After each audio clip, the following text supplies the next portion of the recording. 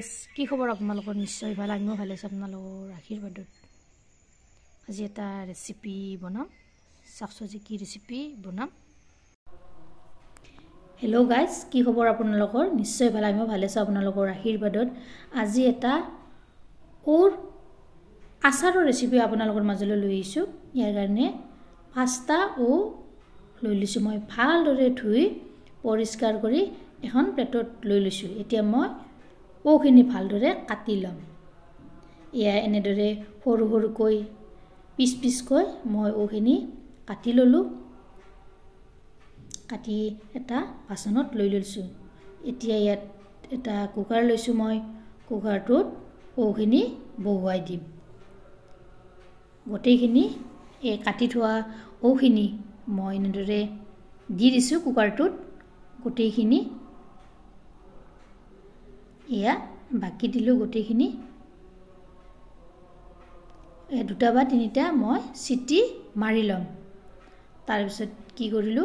খৰাহি এটাত এনেদৰে ওখিনি বাকি দিলো যাতে এক্সট্ৰা পানীটো ওলাই যায় তাৰ পিছত চালনী এখনত এনেদৰে বাকি দিছো এতিয়া মই 3 দিন ৰ'দত মিলি দি ভালদৰে দি দিছো পাতল পাতলকৈ ইয়াত 3 দিন ৰ'দত মিলি দিয়াৰ পিছত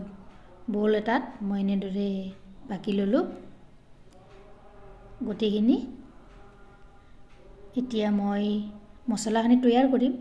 ইয়া কেৰাহীটোত তেল গৰম হ'বলৈ দিছো তাৰ পিছত দি দিছো পাঁচফোৰণ কেইটামান এনেদৰে ফুটাই ললো তাৰ পিছত ওখিনি বাকি দিলো এইখিনি এতিয়া কৰা চাখনৰ সহায়ত মই এনেদৰে তলপৰ কৰি লৰাই দিম এনেদৰে তলপৰ কৰি লৰাই দিছো গেছৰ জুইটো জিৰ' ফ্লেমত দি ল'ব যাতে জ্বলি নাযায়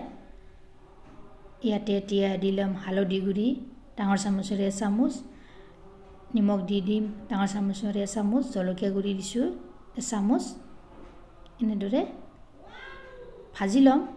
এইখিনি তলপৰ কৰি এনেদৰে মই ভাজি থৈ দিলো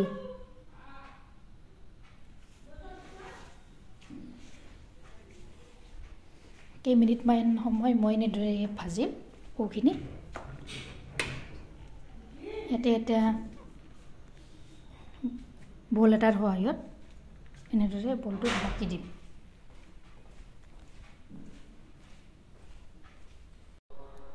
কালাৰটো চাকছো কি ধুনীয়া হৈছে আচাৰৰ কালাৰটো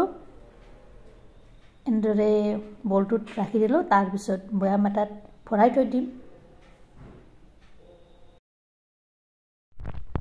ভিডিওটো ভাল লাগিলে লাইক কৰিব শেয়াৰ কৰিব কমেন্ট কৰিব আৰু মোৰ চেনেলত যদি নতুনকৈ আছে চেনেলটো সাবস্ক্ৰাইব কৰিব লগতে ফেসবুক পেজতো ফলো কৰিব ধন্যবাদ জয় আই অসম